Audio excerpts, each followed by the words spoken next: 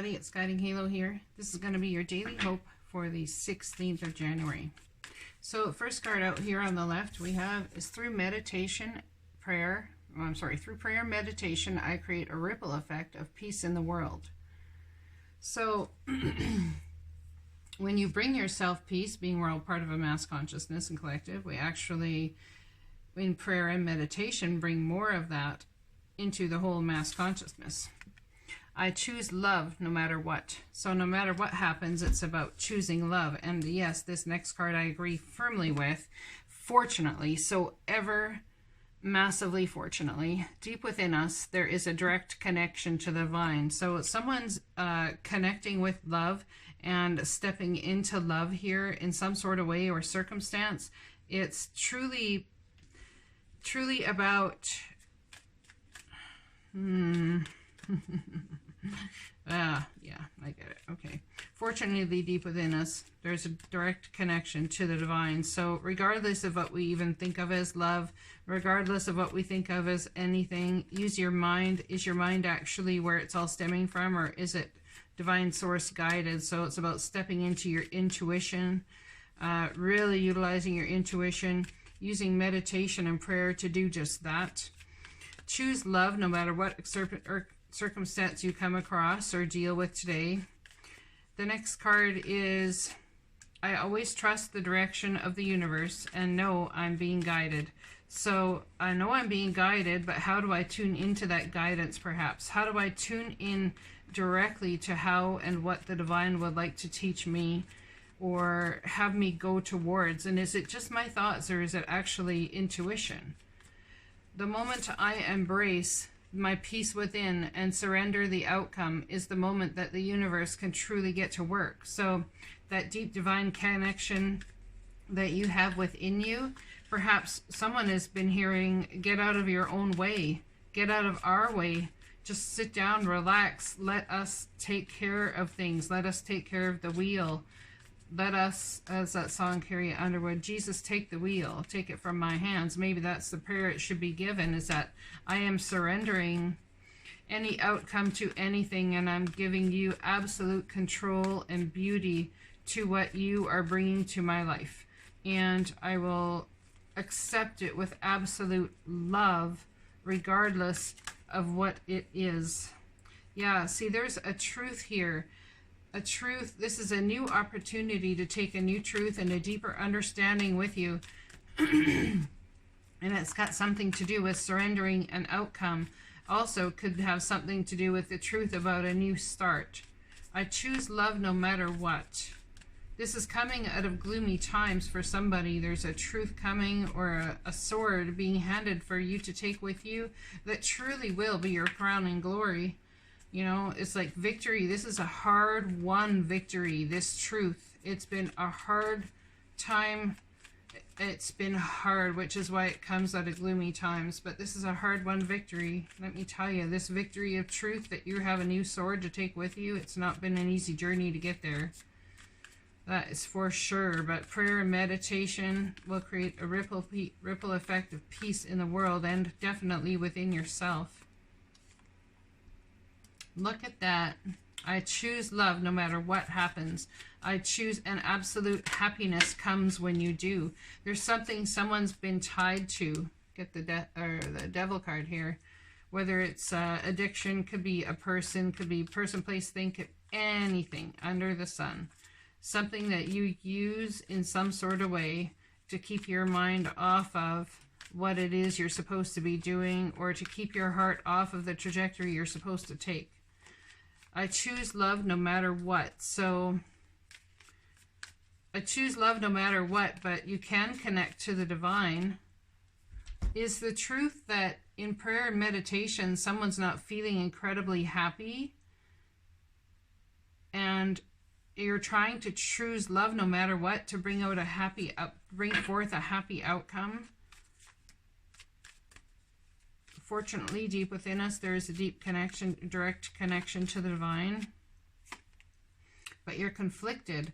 There's still conflict, perhaps, about how to connect with the divine, how to connect with a person, competing goals, competing ideas. Perhaps the divine from deep within you is trying to connect with you and saying, listen, this person you're trying to create this massive happy outcome with, or job or situationship that you're trying to create a massive happy outcome with, and using love to do so in all ways. You have competing goals. You have competing ideas. There's issues here.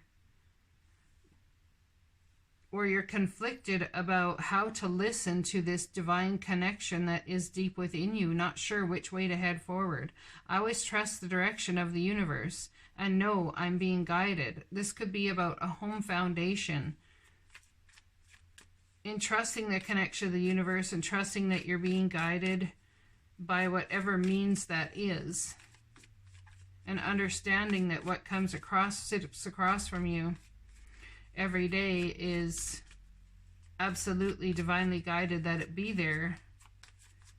Some people will say, well, am I being tested? Some people say, well, am I like supposed to do this? Listen to the deep connection within from the divine.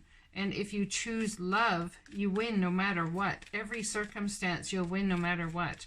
Competing goals, competing ideas. Someone's concerned about lying here or something, or someone was lied to. They're concerned about truth and standing on a certain truth. So, trusting the divine. Maybe someone has been proposed to as of late, and you have a lot of conflict in your mind about which way to move forward as to whether this is going to lead to marriage. Perhaps there's conflict in your mind and a truth you're trying to adopt, but it doesn't necessarily match with something that you're working right now, which is really tough energy to deal with. I always trust the direction of the universe and know I'm being guided. So in knowing that and trusting the direction of the universe, you know, it's really important to do. I can't even tell you how about this. Let me tell you about trusting the direction of the universe. I went and bought these cards yesterday, and I went by a restaurant I've gone to many times before with friends or whichever. And I went to my car, and I was like, went to open the handle, and I instantly heard stop. And I stopped. Keep in mind, it's like minus 32 centigrade outside. Like, brr! I stopped. I'm standing there, and then I hear, go have coffee. Go have pie, go do something. So I go have coffee, go have pie. The waitress that served me was into tarot, didn't know what to do, didn't know which way to take her life. And I said, well, here, let me tell you something that you can do to make money, to help yourself grow, all these sorts of things. You know, let me tell you about that. So her and I sat down to chat, ended up doing a reading for her. And then another family had heard, and she had just found out she's pregnant. And so she was struggling with the whole thing, and this is an older lady. She's 40, so like, I mean, come on. So she found out these things, and I did a reading for them. I sat down, no problem, and they paid me for it, and I'm sitting here. Had I not gone in there just to have pie and to enjoy myself and, you know, listen to the divine, listen to the nudges, trusting that whatever message, that connection with the divine that's coming to you, trust the direction and know the universe is guiding you. So any thoughts, feelings, people take their thoughts as just thoughts. People take their feelings as just feelings. But if you start to use them and take them as direction, as opposed to they are just thoughts or they are just feelings, the moment I embrace my peace within it or surrender the outcome is the moment that the universe can truly get to work. I surrender the outcome of everything. I will listen to the nudges of my thoughts that are direction, the nudges of my heart, which breed compassion. That is when the divine works, is when you listen to those nudges. It ends a cycle of lack of clarity because you know that everywhere you go, everything you do, in this universe, in this cycle, in this everything, is all about the divine bringing clarity to you, is about the divine nudging you. Everything that you do, you are divinely led, divinely guided. If you just adopt that as absolute truth and faith, I am telling you, the amount of peace you will bring into your life will be astronomical. I'm so emphatic about it. I can't say it enough. King of Pentacles. So someone could be wondering about Virgo, Taurus, Capricorn, or this is how Virgo, Taurus, Capricorn is feeling right now, conflicted between, is this going to be a home base, or is this going to be an and, or is this going to be this? Should I really, you know, challenging truth perhaps about the Ten of Cups, the happy family, happy life you wanted to create, emotional stability. Challenging truth is that, can you actually create this? Or is it the divine creating this? Do you have control to create this? I guess we all do to a certain extent. But is the divine nudging you and leading you forward to this? It seems to me that based on a truth, there will be a happy outcome, but you are very conflicted about which way to move forward. Also, it has something to do with home base, marriage, or stability, where it is you call home, something of secure, something that you really want to celebrate and feel you want. But I think there's competing goals and ideas even about that. There will be an end of cycle to all of that. End of the cycle to the lack of clarity. There's more going on here than meets the eye. Things are going to come to light. Things are going to come out in the open. That's very good because it's going to help somebody find some solidity in where it is they're headed. Now, there is going to be a challenging truth delivered.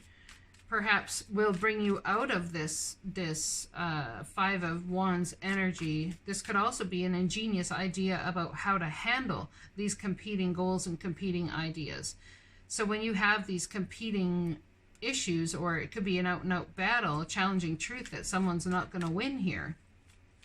This isn't about a court case scenario because I don't have court cards involved. Okay, but this is definitely about the battle within. And the challenging truth is that perhaps you're not going to find the answers to this battle within regarding happy outcome where possibly marriage is concerned, or happy outcome when buying a home. There's a celebration, but you're conflicted about if it's truly a celebration or not. Is this really what I want? I have someone asking. Could be dealing with Pisces, Leo, Aquarius, Libra, Gemini. I have had so many air signs around me lately. It is amazing. Amazing.